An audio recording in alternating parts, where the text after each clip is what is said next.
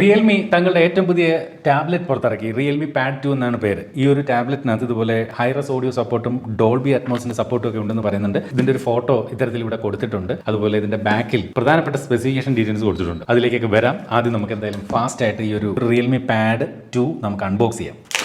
നേരത്തെ തന്നെ റിയൽമി ടാബുകൾ പുറത്തിറക്കി. Realme pad mini, Realme pad, then Realme pad X എന്ന പേര്. ഇതിനകത്ത് റിയൽമി പാഡ് മിനിയുടെ വില എന്ന് പറയുന്നത് 12,000 രൂപയും, അതുപോലെ റിയൽമി പാഡിൻ്റെ വില 13,000 രൂപയും, റിയൽമി പാഡ് എക്സിൻ്റെ വില 26,000 രൂപയുമാണ്. ആ ഒരു ലൈനപ്പിലേക്കാണ് ഇവിടെ റിയൽമി പാഡ് 2 വരുന്നത്. എന്തായാലും നമുക്കിത് ഓപ്പൺ ചെയ്യാം. യെസ്, ഇതേ ഇരിക്കുന്നു നമ്മുടെ റിയൽമി പാഡ് 2.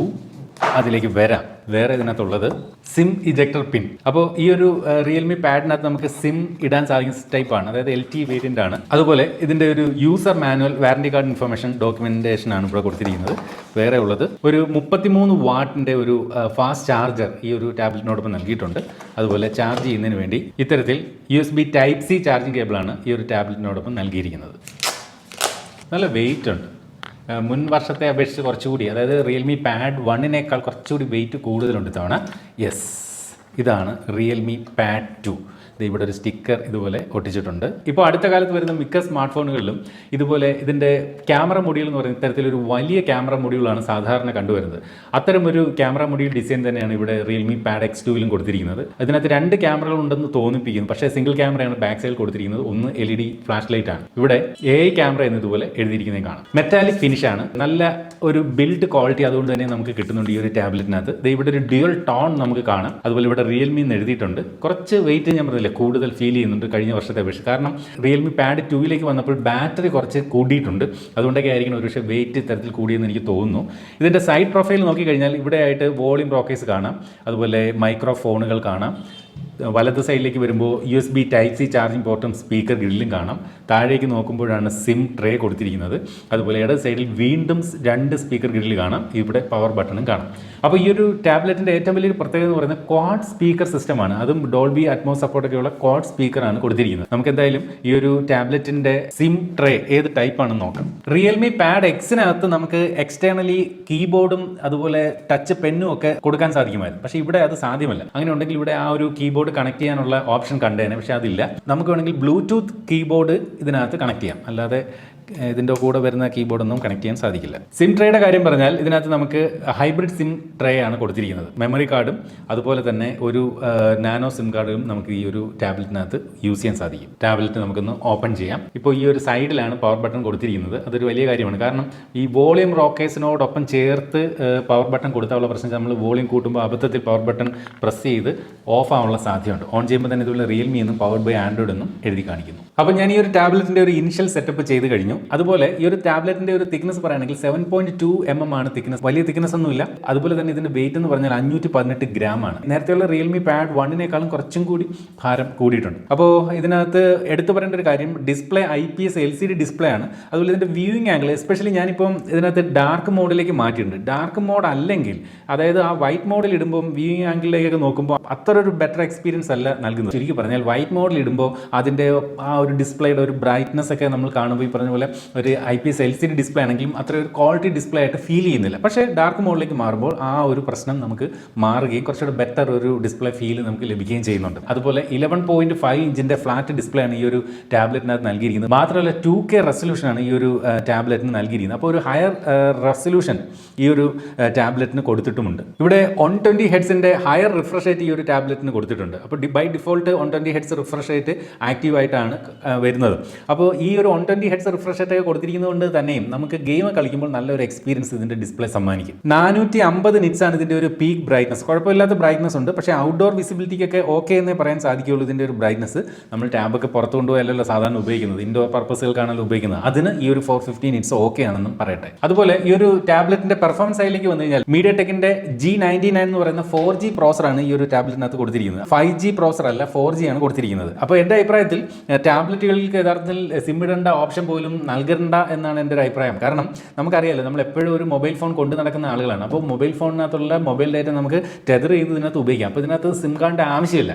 ഇപ്പോൾ നമുക്കറിയാം പല ടവറുകളും 5G മാറി കഴിഞ്ഞു. പക്ഷേ ഈ ഒരു ഫോണിനകത്ത് 4G ആണ്. അപ്പോൾ നമ്മുടെ 5G സിം കാർഡ് ഉണ്ട്, 5G ഫോൺ ഉണ്ടെങ്കിൽ അതിൽ നിന്ന് ഡാറ്റ ടെതർ ചെയ്താൽ നല്ല ഫാസ്റ്റായിട്ട് തന്നെ നമുക്ക് ഇതിനകത്ത് നെറ്റ് യൂസ് ചെയ്യാം. അതല്ലെങ്കിൽ വൈഫൈ നമുക്ക് എന്തായാലും യൂസ് ചെയ്യാം. അപ്പോൾ ഈ ഒരു G99 എന്ന് പറയുന്നത് 4G പ്രോസർ ആണെങ്കിലും നല്ല ഒരു ഗെയിമിംഗ് എക്സ്പീരിയൻസ് നൽകുന്ന ഒരു മീഡിയം പ്രോസർ തന്നെയാണ് ഇതിനകത്ത് ഉപയോഗിച്ചിരിക്കുന്നത്. അപ്പോൾ ഗെയിമിങ്ങിന് കുറച്ച് ബെറ്റർ ആയിരിക്കും ഈ ഒരു ടാബ്ലറ്റ് എന്ന് പറയേണ്ടി വരും. എസ്പെഷ്യലി ഇതിൻ്റെ ആ ഒരു 120 ഹെർട്സിൻ്റെ റിഫ്രഷ് റേറ്റ് കൂടി ചേരുമ്പോൾ നല്ല രീതിയിൽ ഗെയിമിംഗ് നമുക്ക് ഈ ഒരു ടാബ്ലറ്റിലൂടെ ആസ്വദിക്കാനാകും. 2 വേരിയൻറ്റിലാണ് ഈ ഒരു ടാബ്ലറ്റ് പ്രധാനമായിട്ടും ലഭിക്കുന്നത്. 6GB റാം 128GB ഇന്റേണൽ സ്റ്റോറേജും 8GB Ram 256GB internal storage. ഇവിടെ എനിക്ക് വന്ന ഈ ഒരു പർട്ടിക്കുലർ ഡിവൈസിനകത്ത് ഇതിൻ്റെ എബൌട്ട് സെക്ഷൻ എടുക്കുമ്പോൾ അതിനകത്ത് കൊടുത്തിരിക്കുന്ന ഡേറ്റാസ് കറക്റ്റ് അല്ല. ഇപ്പോൾ 3000 mAh എന്നാണ് ബാറ്ററി എഴുതിയിരിക്കുന്നത്. അതിൽ front 10 MB camera, rear 20 MB camera എന്നൊക്കെ എഴുതിയിട്ടുണ്ട്.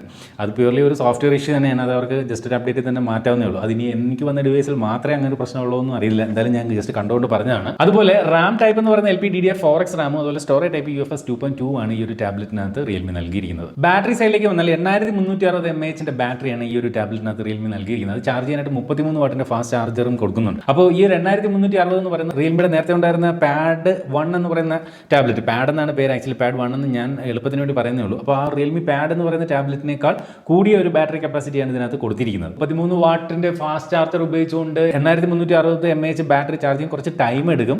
ഒരു 65 വാട്ട് ഫാസ്റ്റ് ചാർജിങ് സപ്പോർട്ട് കൊടുത്തിരുന്നെങ്കിൽ കുറച്ചുകൂടെ ബെറ്റർ ആയേനെ എന്നൊരു അഭിപ്രായമുണ്ട്. എന്തായാലും അങ്ങനെയാണ് ഇതിന്റെ ഒരു ബാറ്ററി സെറ്റപ്പ്. ഇനി ഇതിന്റെ ക്യാമറയെ കുറിച്ച് പറഞ്ഞാൽ ബാക്കിൽ ഇത്തരത്തിൽ 8 മെഗാ പിക്സലിന്റെ ഒരു പ്രൈമറി സെൻസറാണ് കൊടുത്തിരിക്കുന്നത്. സിംഗിൾ ക്യാമറയാണ്. രണ്ടാമത്തെ ക്യാമറ പോലെ തോന്നുന്നത് ഈ ഒരു LED ഫ്ലാഷ് ലൈറ്റ് ആണ് നൽകിയിരിക്കുന്നത്. അതുപോലെ ഇതിനകത്ത് 5 മെഗാ പിക്സലിന്റെ ഒരു സെൽഫി ക്യാമറയാണ് ഇത്തരത്തിൽ ഈ ഒരു ഭാഗത്തായിട്ട് ഇവിടെ കൊടുത്തിരിക്കുന്നത്. അപ്പോൾ വീഡിയോ കോളൊക്കെ ചെയ്യാനായിട്ടാണ് ഇത്തരത്തിൽ 5 മെഗാ പിക്സലിന്റെ ഒരു സെൽഫി ക്യാമറ കൊടുത്തിരിക്കുന്നത്. ഡോക്യുമെന്റ്സ് ഒക്കെ സ്കാൻ ചെയ്തെടുക്കുന്നതിനൊക്കെയാണ് 8 മെഗാ പിക്സലിന്റെ ഒരു ബാക്ക് ക്യാമറയും കൊടുത്തിരിക്കുന്നത്. അല്ലാതെ സാധാരണ ഇത്തരം ടാബ്ലറ്റ് ഉപയോഗിച്ചുകൊണ്ട് പുറത്തൊക്കെ കൊണ്ടുപോയി നമ്മൾ ഫോട്ടോ എടുക്കൽ വളരെ കുറവാണ്. അപ്പോൾ കഴിഞ്ഞ റിയൽമി പാഡിനകത്ത് 8 മെഗാ പിക്സലിന്റെ സെൽഫി ക്യാമറ കൊടുത്തിരുന്നു. പക്ഷേ ഇവിടെ ഒരു ഡൗൺ ഗ്രേഡ് ആകെ വന്നത് ആ ഒരു സെൽഫി ക്യാമറയിൽ മാത്രമാണെന്ന് കാണാൻ സാധിക്കുന്നത്. 5 മെഗാ പിക്സലിലേക്ക് ഡൗൺ ഗ്രേഡ് ചെയ്തിട്ടുണ്ട്. നമുക്ക് ഫ്രണ്ട് ക്യാമറ ഉപയോഗിച്ചുകൊണ്ടും ബാക്ക് ക്യാമറ ഉപയോഗിച്ചുകൊണ്ടും ഫുൾ HD വീഡിയോകളാണ് നമുക്ക് ഇതിനകത്ത് ഷൂട്ട് ചെയ്യാൻ സാധിക്കുന്നത്. ഇതിന്റെ സോഫ്റ്റ്വെയർ സൈഡിലേക്ക് വന്നു കഴിഞ്ഞാൽ എനിക്കൊരു കുറച്ച് സന്തോഷം തവണ റിയൽമി തരുന്നുണ്ട്. എന്താണെന്ന് വെച്ച് കഴിഞ്ഞാൽ ഇവിടെ ആൻഡ്രോയിഡ് 13 റിയൽമിയുടെ ഈ ഒരു ടാബ് വരുന്നത്. അതുപോലെ റിയൽമിയുടെ സ്വന്തം യൂസർ ഇന്റർഫേസ് ആയിട്ടുള്ള റിയൽമി UAE വെർഷൻ 4 ആണ് നൽകിയിരിക്കുന്നത്.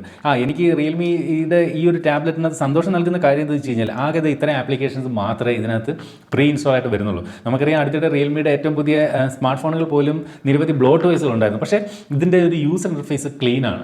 ഏകദേശം ഒരു സ്റ്റോക്ക് ആൻഡ്രോയിഡ് പോലെ തോന്നിപ്പിക്കുന്ന തരത്തിലുള്ള ഒരു യൂസർ ഇന്റർഫേസ് എന്ന് വേണമെങ്കിൽ പറയേണ്ടി വരും. അത്രയും വളരെ കുറച്ച് ആപ്ലിക്കേഷൻസേ ഉള്ളൂ. ഇതിനകത്ത് ബ്ലോട്ട്വെയർസ് എന്ന് വിളിക്കാവുന്നത് ഫേസ്ബുക്ക് എന്ന് പറയുന്ന ഈ ഒരു പ്രീമിയം ആപ്പ് മാത്രമാണ്. അല്ലാതെ മറ്റ് ഗൂഗിളിൻ്റെ ആപ്ലിക്കേഷൻസ് മാത്രമേ ഉള്ളൂ. പിന്നെ റിയൽമിയുടേതായിട്ട് റിയൽമി സ്റ്റോറും അതുപോലെ റിയൽമിയുടെ ക്ലോൺ ടാബ്ലറ്റ് എന്ന് പറയുന്ന 1-2 ആപ്ലിക്കേഷൻ കമ്മ്യൂണിറ്റി, അങ്ങനെ വളരെ കുറച്ച് ആപ്ലിക്കേഷൻ നോ ബ്ലോട്ട്വെയർസ് എന്ന് തന്നെ വേണമെങ്കിൽ ധൈര്യമായിട്ട് നമുക്ക് ഇതിനകത്ത് പറയാൻ സാധിക്കും. അതെന്തായാലും റിയൽമിയുടെ ഈ ഒരു ടാബിനകത്ത് ഒരു വലിയ കാര്യമാണ്. ഇതുവരെ ഈ ടാബ്ലറ്റിൽ കണ്ടതിൽ എനിക്ക് ഏറ്റവും ഇഷ്ടപ്പെട്ടതിൻ്റെ സൗണ്ട് ക്വാളിറ്റി തന്നെയാണ്. നിങ്ങളിപ്പോൾ കേട്ടതുപോലെ അതിമനോഹരമായിട്ടുള്ളൊരു sound quality. Especially 4 speaker, quad speaker setup 2 സൈഡിലായിട്ട് ഇതുപോലെ ഈ 2 സ്പീക്കർ വീതം കൊടുത്തിരിക്കുന്നു. നല്ല സ്റ്റീരിയോ സെപ്പറേഷൻ. സാധാരണ സ്മാർട്ട് ഫോണുകളിലൊക്കെ വരുമ്പോൾ സ്റ്റീരിയോ സെപ്പറേഷൻ അത്ര കറക്റ്റ് ആവില്ല. പലപ്പോഴും ഇയർ പീസിനകത്തൂടെയാണ് രണ്ടാമത്തെ സ്പീക്കർ കൊടുക്കുന്നത്. പക്ഷേ ഇവിടെ ഡെഡിക്കേറ്റഡ് 4 സ്പീക്കേഴ്സ് കൊടുത്തിരിക്കുന്നതുകൊണ്ട് തന്നെയും കറക്റ്റ് ബാലൻസ്ഡ് സൗണ്ടാണ്. നല്ല പ്രീമിയം സൗണ്ടാണ്, നല്ല റിച്ച് സൗണ്ടാണ്. ഇതിൻ്റെ ഒരു വീഡിയോ ക്വാളിറ്റിയെ കുറിച്ച് പറഞ്ഞു കഴിഞ്ഞാൽ മൾട്ടിമീഡിയ എക്സ്പീരിയൻസ് കുഴപ്പമില്ല. എസ്പെഷ്യലി ഇതിൻ്റെ സൗണ്ട് ക്വാളിറ്റി അടിപൊളിയാണ്. വീഡിയോ ക്വാളിറ്റി ഞാൻ തുടക്കത്തിൽ പറഞ്ഞതുപോലെ തന്നെ ഈ ഒരു വ്യൂയിങ് ആംഗിളിന് ചെറിയ ഒരു ഇഷ്യൂ എനിക്ക് ഫീൽ ചെയ്യുന്നുണ്ട്. അതായത് അത്രയും പെർഫെക്റ്റ് അല്ല ഈ ഒരു സൈഡിൽ നിന്നുള്ള ഒരു വ്യൂ. ആരാണ് ഒരു ടാബ്ലറ്റ് ഇങ്ങനെ എടുത്ത് വെച്ച് നോക്കുന്നില്ലേ, അതുകൊണ്ട് കുഴപ്പമില്ല. നേരെ നോക്കുന്നവർക്ക് പ്രശ്നമില്ല. അപ്പോൾ എന്തായാലും ഡിസ്പ്ലേ ക്വാളിറ്റിയൊക്കെ ഉണ്ട്, കുഴപ്പമില്ല. എങ്കിലും ആ ഒരു ഞാൻ പറഞ്ഞില്ല, ആ ഒരു ഡാർക്ക് തീം ഇട്ടപ്പോഴാണ് കുറച്ചുകൂടെ ബെറ്റർ ആയത്. വൈറ്റ് തീമിൽ കാണാൻ അത്ര ഒരു ഭംഗി ഡിസ്പ്ലേക്ക് ഉണ്ടായിരുന്നില്ല.